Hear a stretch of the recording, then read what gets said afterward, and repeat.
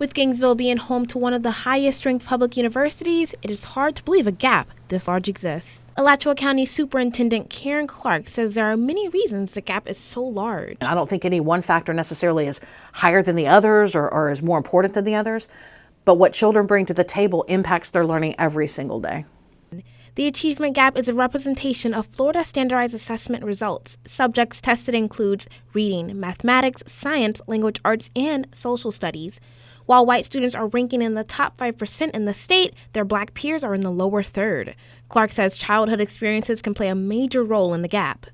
Anything that's in that little mind and body of theirs when they come to school impacts what's going on in the school. So whether that's housing, whether that's poverty, whether that's that they've experienced some sort of childhood trauma of some sort. All of those things, I think, play a factor into it. In the summer of 2017, the school board of Alachua County took a step towards closing the gap by hiring an educational equity and outreach director, Valerie Freeman. Since hiring the new director, teachers have been provided training in their classrooms to help all students feel included despite having different learning styles. Anthony Pierce, the community director at Pace Center for Girls of Alachua County, speaks on the impact diverse teaching environments can have on teachers in training. I've seen people send their students to places like Pace to say, let's look at working with a diverse population looks like, something that's contrary to what how you grew up, if you will.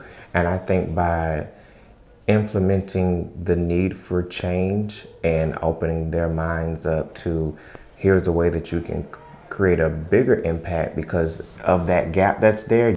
Alachua County has started to work with the College Board to become more aware of the other college readiness programs and additional support to help students find their strengths. However, Eastside High student Stephen Williams says self-motivation is the way to go. It's two parts to that situation. There's the teacher's part and then there's the student's part. It's really how bad the student wants to make up his work and make his academic success go up. Along with self-motivation, Stephen says his academic potential evolved when a teacher at his school came into his life. Stephen says mentors are vital to students struggling in school. I feel like there should be more mentors in the school, especially for young African American men. Most of us don't have fathers in the home, so I feel like if we have more African American mentors in our schools, it'll be a better learning situation for us. PACE student Michaela Hudson reflects on the impact her own PACE mentors have had on her educational experience. Which is another reason why I like being here. They actually they care for you. They pull you one-on-one a lot, talk to you. They make sure you even look like you're not having a good day. They're gonna try to brighten you up. They just push me to do what I know I can do. Karen says the achievement gap is shrinking, but results won't show if it's only considered a problem while at work. Because it's personal for me. I had people that looked out for me. I had people that took care of me. I had teachers that cared. I had teachers that, prepared me for when I left school.